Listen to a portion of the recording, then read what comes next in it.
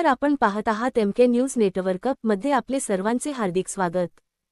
खरं तर शिवाजी पार्कच्या मेळाव्यातून उद्धव ठाकरेंनी पुन्हा एकदा तुमच्यावरती टीका केली आहे।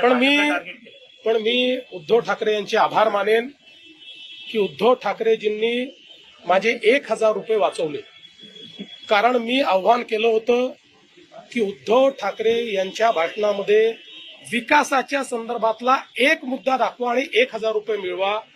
काल मी तर काही त्यांचं भाषण ऐकलं नाही, पण मी फक्त भाषण संपल्याबरोबर जे भाषण ऐकणारे आहेत त्यांना विचारलं, 2-3 पत्रकारांना विचारलं, बाबा मला 1000 रुपयाचं त्या ठिकाणी आता फटका आहे का?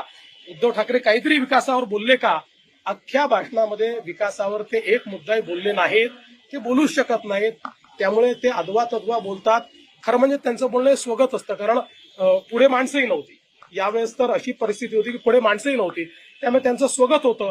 पण तरी देखील त्यांचे आभार मानतो की त्यांनी नेहमीच्या पद्धतीने लोकांच्या संदर्भात, विकासाच्या संदर्भात, लोककल्याण कसं करणार, राज्याला पुढे कसं नेणार, BMCला पुढे कसं नेणार, याबद्दल अवाक्षरही न काढता मी जे बोललो ते सत्य करून दाखवलं आणि माझे 1000 रुपये वाचवले, त्याबद्दल आभार।